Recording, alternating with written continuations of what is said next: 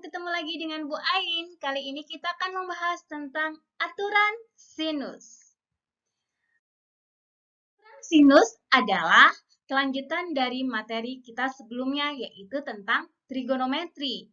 Diharapkan nanti setelah kalian mengamati video pembelajaran ini, kalian nanti mampu menjelaskan bagaimana aturan sinus itu terbentuk, kemudian menyelesaikan permasalahan tentang aturan sinus, serta menggunakan aturan sinus untuk menyelesaikan masalah kontekstual yang dihadapi. Coba perhatikan segitiga berikut ini. Di sana ada segitiga yang kita sebut sebagai segitiga A, B, dan C. Ada sudut A, ada sudut B, dan ada sudut C di sini. Ketentuannya adalah sisi yang berhadapan dengan sudut A kita sebut sebagai A kecil. Sisi yang berhadapan dengan sudut B kita sebut sebagai di sini adalah B kecil. Dan sisi yang berhadapan dengan sudut C kita sebut sebagai C kecil. Di sini ada ketentuan yaitu tentang garis tinggi. Ingat, garis tinggi adalah suatu garis yang dibentuk dari sudut dan berpotongan. Dia tegak lurus di sini. Ini kita sebut sebagai garis tinggi. Karena dia tegak lurus, maka pasti kita bisa mengolahnya dalam bentuk segitiga siku-siku yang berhubungan nanti dengan konsep trigonometri yang sudah kalian dapatkan. Coba kita amati pada arsiran ungu. Dari arsiran ungu ini, kalian akan mendapatkan sebuah segitiga yang kita sebut sebagai segitiga ADC. Pada segitiga siku-siku ADC atau di sini ACD, di mana panjang AD akan tegak lurus dengan panjang CD. AD di sini tegak lurus dengan panjang CD. Jadi terbentuk segitiga siku-siku ya di sini. Nah, karena terbentuk segitiga siku-siku dengan sudutnya di siku-siku di D, maka di sini kita bisa menggunakan aturan daripada trigonometri, di mana sin A kita ambil untuk sin A-nya di sini, sin A akan sama dengan CD per AC. Ingat, konsep sin itu apa?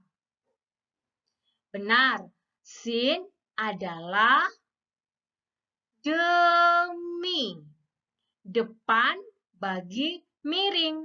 Depannya sudut A yang terbentuk pada segitiga siku-siku ACD adalah CD.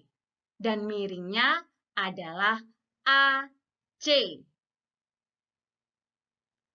Selanjutnya, kita amati siku-siku pada BCD. Perhatikan arsiran pada BCD tersebut.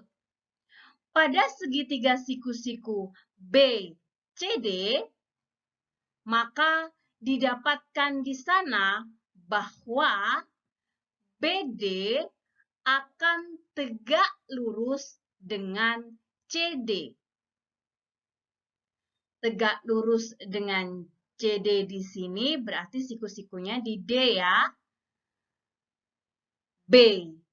BD di sini tegak lurus dengan CD. Berlaku pula tentang aturan daripada trigonometri karena ada siku-siku. Kita arahkan pada sin yang terbentuk dari B, di mana sin B pada wilayah segitiga siku-siku BCD di sini adalah Demi ya, depan bagi miring. Depannya B adalah CD. Dan miringnya adalah BC. Selanjutnya, kita amati bahwa tentang pada segitiga siku-siku ABE. Pada segitiga siku-siku ABE di sini, yaitu di sini AE akan tegak lurus dengan EB. Karena siku-sikunya terletak di E. Jadi, AE di sini akan tegak lurus dengan EB atau BE. Dari sini, kita akan tahu bahwa sudut daripada sin B adalah bernilai AE per AB. Ingat lagi, demi depannya sudut daripada B adalah AE. Depannya ya. Miringnya adalah AB. Perhatikan, sudutnya, siku-sikunya terletak di E. Selanjutnya, kita akan juga menganalisis pada siku-siku segitiga pada segitiga ACE. Pada segitiga ACE di sini, di mana AE akan tegak lurus dengan CE. AE di sini tegak lurus dengan CE. Siku-sikunya terletak di E. Kita mencari sudut daripada C. Kenapa? Ini yang akan terlihat bahwa sin C bernilai depan bagi miring.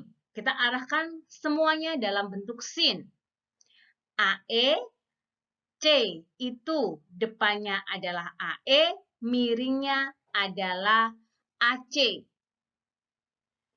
Dari beberapa persamaan yang kita peroleh di sini, kita akan melihat atau menentukan daripada aturan sinus. Perhatikan. Persamaan yang pertama yang kita dapatkan adalah sin A memiliki nilai sama dengan CD per AC. Sin B memiliki nilai adalah CD per BC. Ingat tadi bahwa kita akan lebih meringkasnya dengan nilai bahwa nilai untuk CD di sini tadi siapa? CD di sini nilainya di sini kita akan samakan karena sama-sama CD. Jadi di sini CD memiliki nilai yaitu sin A kali AC. Atau kita bisa singkat, kalau AC tadi adalah B. Maka kita bisa menuliskan juga bahwa CD bernilai sin A kali B kecil. Pada persamaan kedua yang menunjukkan sudut sin B, kita juga memiliki CD. CD di sini bernilai sin B dikali dengan BC. Ingat tadi BC di sini kita bisa menyimpulkan dalam A kecil. Maka kita bisa tulis juga dalam bentuk bahwa sin B itu bernilai CD itu bernilai sin B kali A kecil.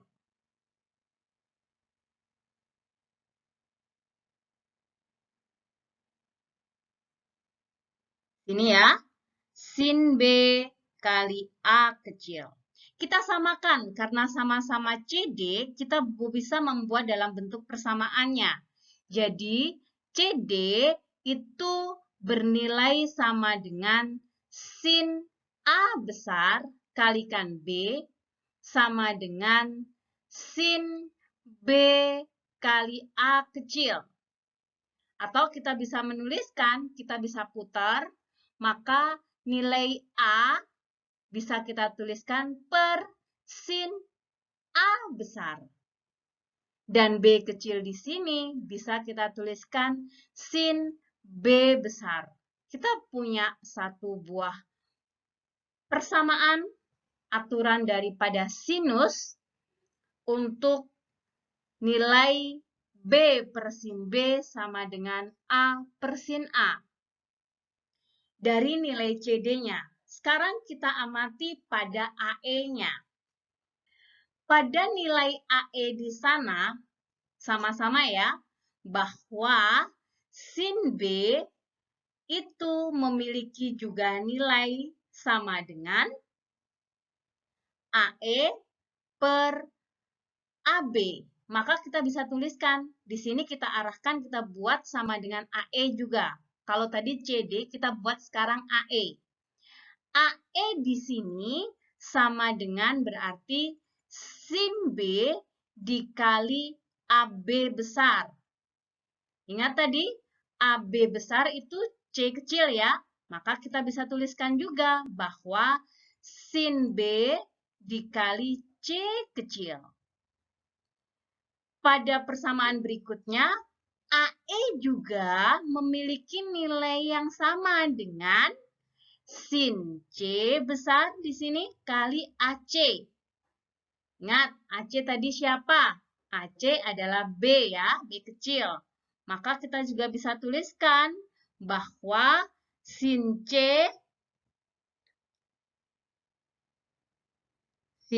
di sini bahwa AE sama dengan sin C kali AC. Sin C, AC-nya tadi adalah B kecil. Nah, karena sudah sama-sama AE, di sini kita bisa tuliskan juga sama kayak CD tadi. AE itu sama dengan sin B besar sini kali C kecil. Sama dengan sin C besar kali B kecil. Maka langkah yang sama seperti CD tadi, kita bisa putar-putar nih ya. Bahwa nilai B per sin B itu sama dengan ini, pindah ya.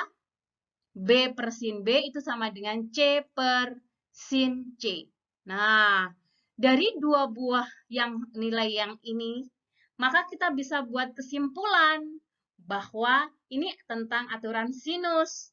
Bahwa nilainya adalah A per sin A, sin A-nya sudutnya berarti sudut yang besar ya, itu bernilai sama dengan B per sin B sama dengan juga C per sin C. Memudahkan menghafalnya, jadi kita buat dalam bentuk A kecil per sin A, sudut A, B kecil di sini per sin B, C kecil di sini per sin C. Dengan ketentuan tadi ya, siapa yang menjadi A kecil, siapa yang menjadi B kecil, dan siapa yang menjadi C kecil. Yang menjadi C kecil di sini adalah sisi yang memiliki panjang sisi yang ada di depan sudut C. A kecil adalah panjang sisi yang berada di depan sudut A. B kecil di sini adalah panjang sisi yang terletak di depan sudut B. Itu adalah ketentuannya. Jadi ketika kita nanti membuat segitiga dengan apapun namanya, kalian bisa mempergunakannya dengan baik. Tidak bingung dengan variabelnya. Kita tidak perlu bingung apakah dia B, C, D, atau P, Q, R. Kalian harus memahami konsep daripada aturan sinusnya. Sekarang kita akan belajar di sini. Nah, di sini ada segitiga ABC, di mana ada sudut yang diminta adalah panjang sisi AC. Untuk mempermudahnya, kita akan membuat ketentuannya untuk A kecil dan B kecil serta C kecilnya. Tadi AC di sini, karena ada di depannya sudut B, maka kita singkat sebagai apa? B kecil. Kemudian sudut A di sini, maka yang di depan ini adalah A kecil. Sedangkan di sini adalah C kecil. Nah, kalau sudah seperti ini, kita akan lebih mudah mengaplikasikan aturan sinus tadi ya. Lebih gampang, karena A kecil per, betul, sin A. B kecil per sin B. Dan C kecil per sin C. Tinggal sekarang kita kebutuhan kita yang mana? Kalau AC di sini berarti dia mau nyari siapa? B kecil.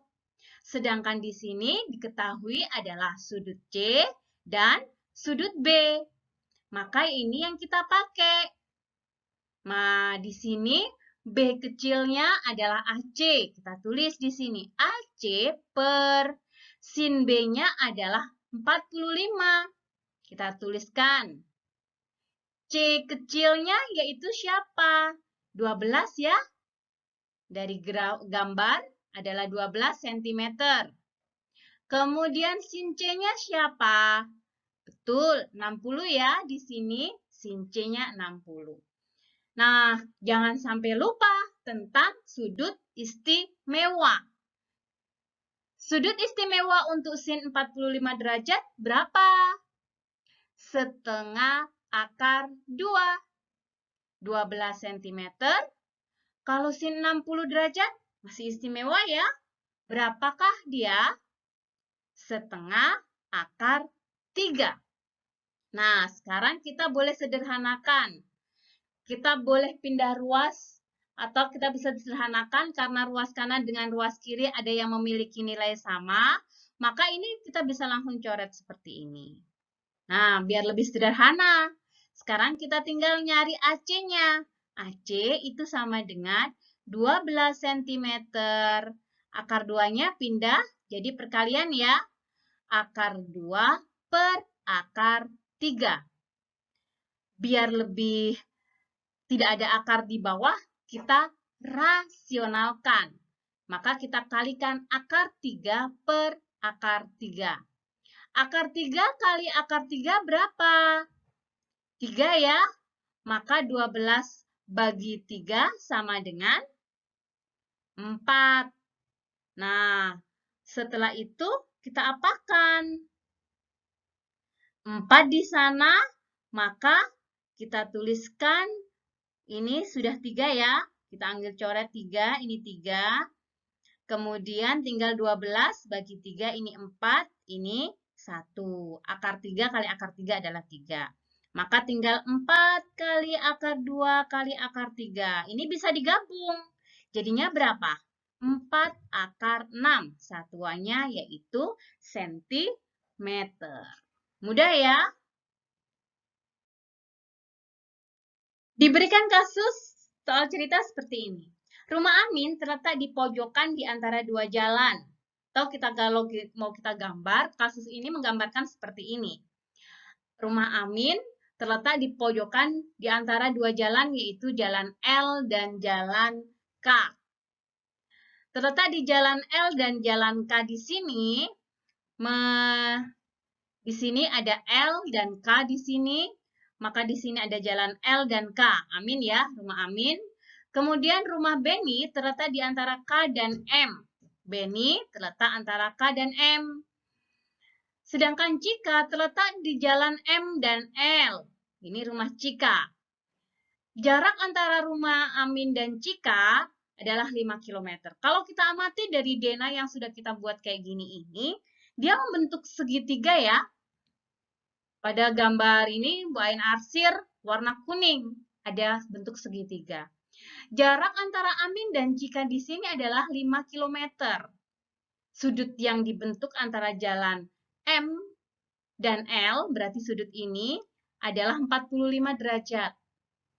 Sedangkan sudut yang dibentuk antara K dan M di sini adalah 30. Tentukan jarak dari rumah Amin ke Benny. Jadi ini pertanyaannya yang antara di sini. Antara Amin dan Benny. Nah, pada segitiga ini, kalau kita bisa ini kan, buat bentuk segitiga yang ini 45. Kemudian ini 30 derajat. Kemudian ini adalah 5. Kalau kita sebut sebagai ABC atau PQR, Bu Ain ganti di sini PQR, biar kalian semakin memahami bagaimana menerapkan aturan sinus dengan perubahan variabel. PQR di sini, yang ditanya adalah QR berarti kan. Nah, P-nya di sini adalah P kecil. Maka QR di sini adalah P kecil. Sedangkan PQ adalah R kecil di sini. Kita buat R kecil di sini. Maka karena yang ditanya adalah P kecil berarti P per sin P besar, Q kecil, bukan Q tapi R kecil per sin R. Di sini R kecil per sin R. Nah, tinggal kita masukkan P per sin P. Sin P di sini 45 derajat. Sin 45 derajat. R-nya ini R kecil berarti jarak antara rumah Cika dan Amin, yaitu 5. Kemudian sin R-nya adalah 30 derajat. Nah, sekarang tinggal kita putar-putar saja. P-nya per sin 45 setengah akar 2. Kalau sin 30, setengah ya. Nah, di sini tinggal kita coret di sini, maka P-nya adalah 5 akar 2. Ini adalah jarak antara rumah Amin dengan rumah Benny. Mudah ya, jadi jangan sampai bingung pengaplikasiannya. Meskipun variabelnya diubah, kalian tetap bisa mempergunakannya. Oke? Cukup lakukan yang terbaik setiap saat dan setiap hari. Sampai jumpa.